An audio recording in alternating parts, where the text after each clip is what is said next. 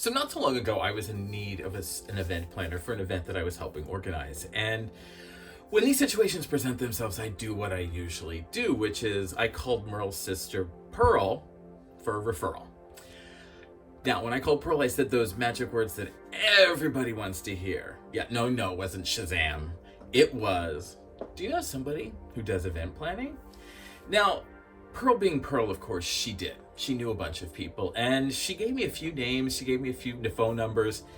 And as I reached out to the first name on the list, I realized that I was woefully unprepared for this conversation, that I was woefully unprepared to make a decision on if this would be the company that would be best to help me and the event. Now, I want to be very clear here. It was definitely me, not them situation. They were perfect. It was me that was making a hot mess of everything because I just was unprepared. I didn't know what I needed to ask. And I realized that I needed to know a lot more about a business than, can you do it when I need it? Can you do it at the price I need it? Now, of course, there's always going to be more to every story, and there's more to this one. So let's get onto it on the other side. We'll talk about it more in depth there. I'll see you there.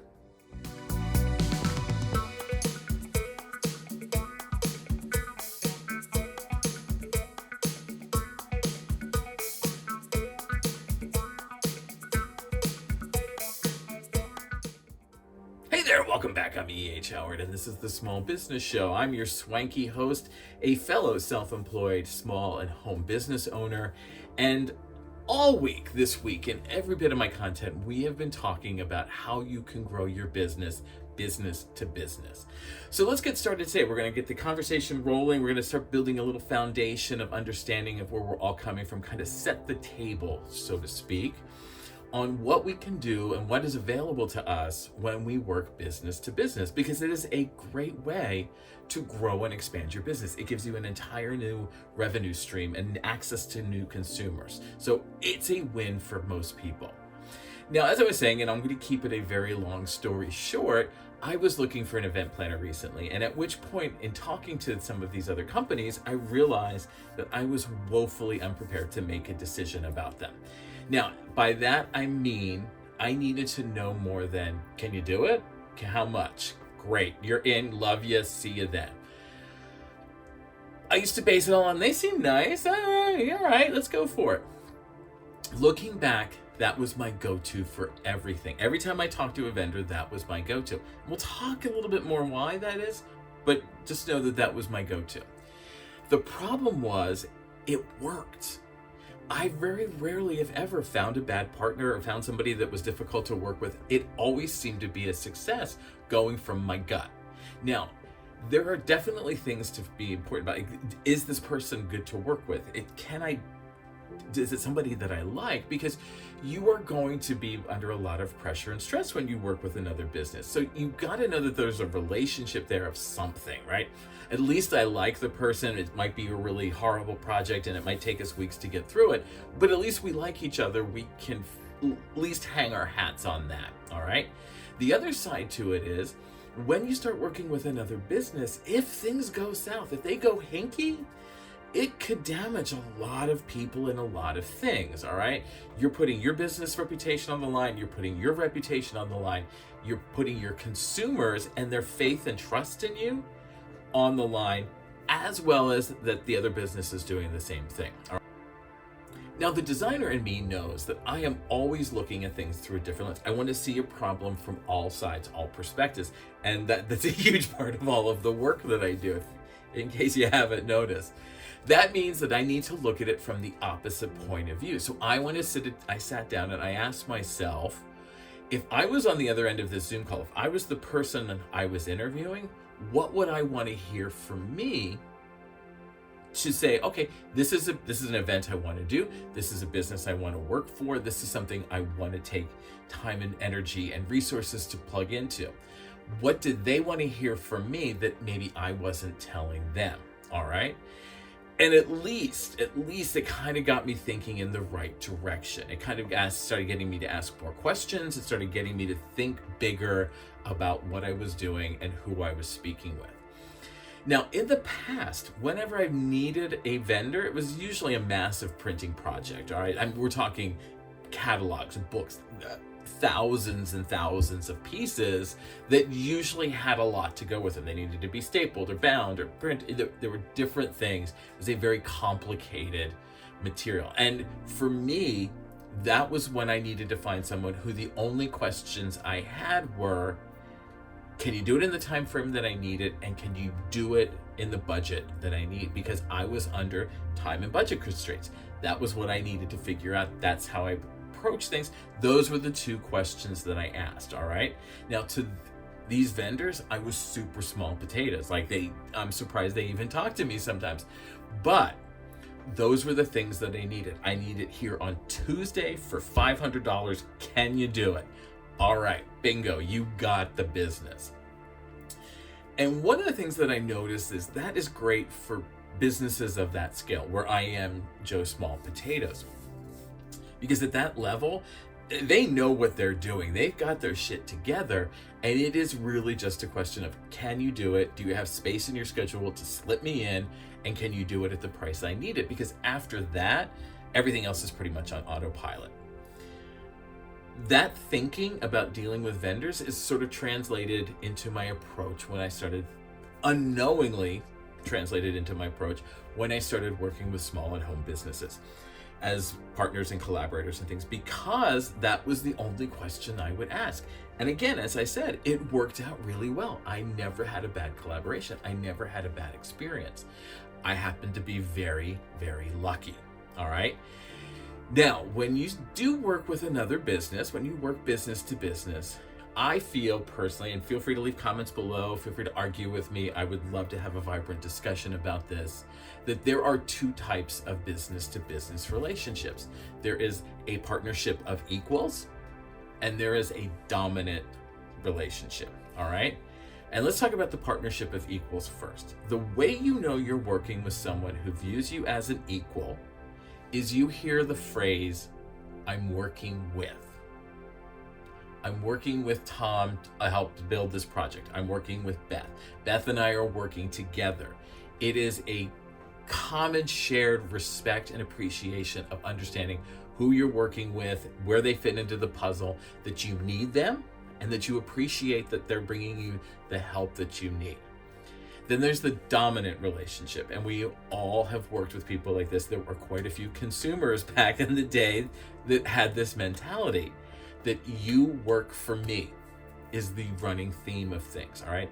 I don't work for you. You work for me.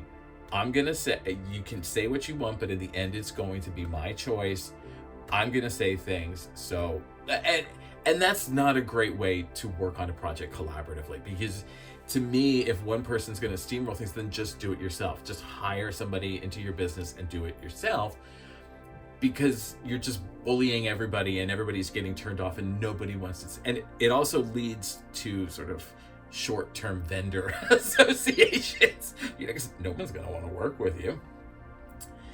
Now, let's look at our event example. All right, let's go back to that. Now, I'm the kind of owner who likes to work with people, not for them. So I'm going to look for that event planner. I'm going to start asking questions like, what do people think when they work with you? Can I talk to people that you've worked with in the past to kind of get some references?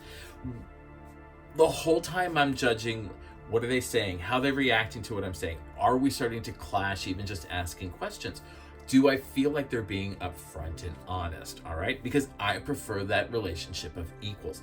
I want to make sure that it's a back and forth exchange of ideas, that we are on the same page on everything. All right, because pulling off an event, something like this especially, is any event, 100-person event, I don't care what it is.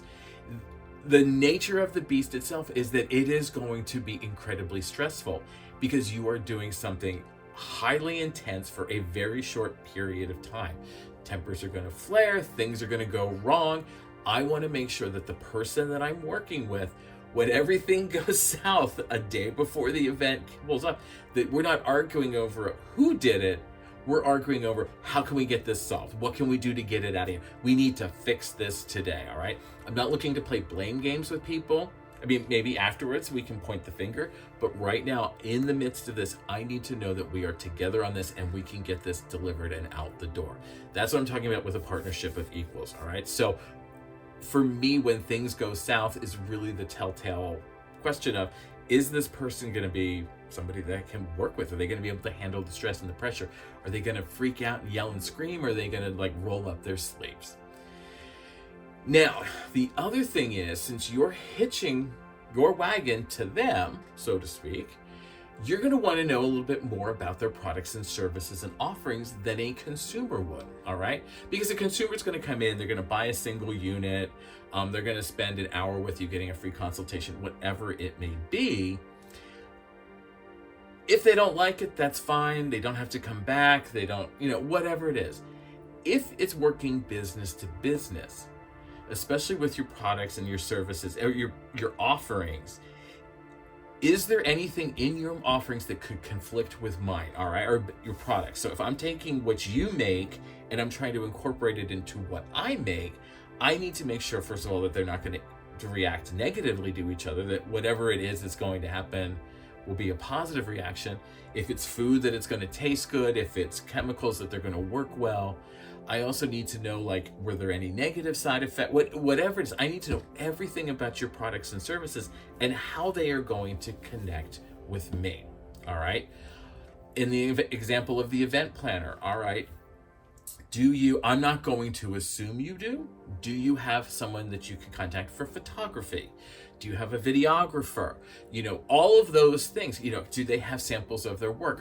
Can I look at, those are the things that I need to know. Those are the things that I want to know, because then that will help me make a solid purchasing decision between me and the vendor, all right?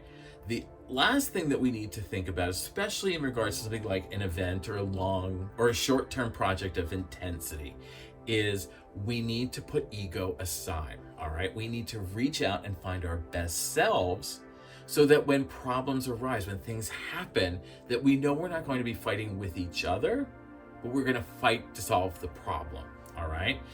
Business to business relationships will always be demanding, and they're really high pressure. If you're working on a time-based sort of, we got to have it out the door by such and such a date, it can really fray. And so you need to leave that ego aside. You need to really think about, what is my best self? How can I present it? And how can I make this project that we're working on together? And then if afterwards you want to have a discussion about, did you not deliver on time? Then you can have that argument. I'm not saying don't have that discussion, don't assess it. I'm just saying, I need to know that in the moment when the fire is high, that you're going to help me put out the fire. Hopefully that makes sense. All right, now, finally, working with another business to business, it can be a really great experience. It can grow your business in new and exciting ways you hadn't even thought about, all right? Which one and how you grow it is up to you. But again, it's all based on what you ask, what you need to know, and how to get those things together. And all week, we're going to start really getting into the nitty-gritty of it.